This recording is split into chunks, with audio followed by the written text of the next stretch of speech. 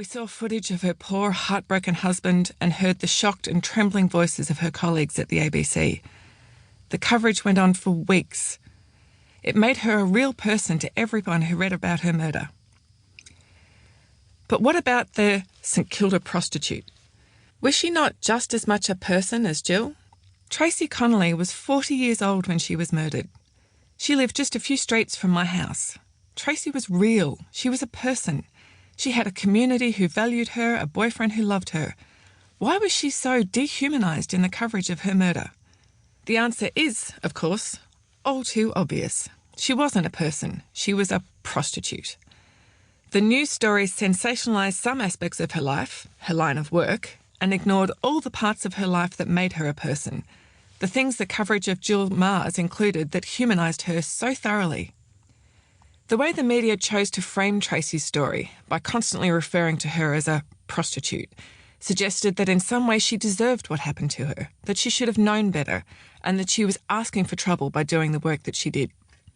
The opening lines of a story about her murder in The Age in July 2013 read, Tracy Connolly had walked St Kilda's red light district for at least a decade and knew her work was dangerous. In 2005, her minder was run over by a man who was angry that she refused to get in his car, Ms Connolly once told a court. What if, instead of St Kilda prostitute brutally murdered, the headline had been Tracy Connolly brutally murdered in her home yesterday?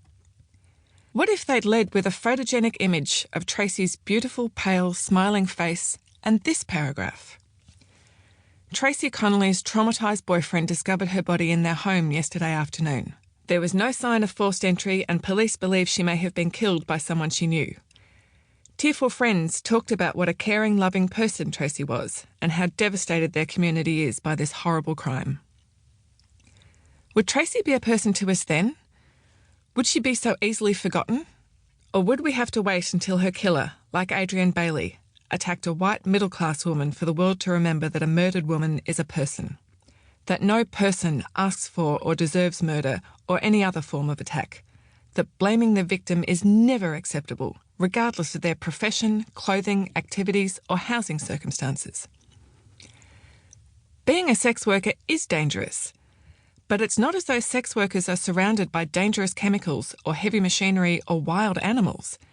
It's dangerous because they are working with men.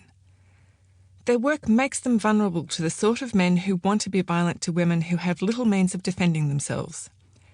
It's not the people who do sex work who cause the danger. It's the men who take advantage of their circumstances to commit violence. But the underlying assumption that sex workers are responsible for the violence done to them is reproduced and exacerbated by news media reports. The media, both mainstream and social, are easy to blame because they are our only source of information about what happens in the wider world beyond our immediate circle. The way they frame that information, the words they use, the level of coverage and the importance given to a story, the type of details that might be emphasised or omitted, influences how we think about it. Jill Marr, ABC staffer, was one of their own. They reported her death as the tragic event it was. Tracy was not one of their own. Her life was very different from the vast majority of mainstream journalists' lives, so she was reduced to a stereotype. The simplicity of the Fixed It project, where I take a red pen to headlines, hadn't occurred to me back then. But I wrote about Tracy and how her murder had been portrayed in the media. The response was overwhelming. People in her community got in touch to tell me about the rage they felt seeing Tracy dehumanised by every newspaper in the country. Women from all over the world sent me headlines from their local news outlets, saying journalists turned murdered women into salacious, sensationalised clickbait. The most heartbreaking were the people who knew and loved a murdered woman and had to watch as the media blamed her for her own murder and made excuses for the man who killed her. Why don't journalists think women are people? Read the subject line of one email.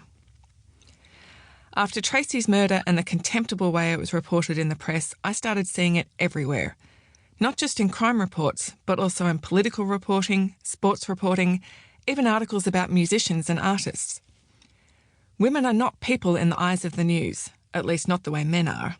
Women are tits and ass.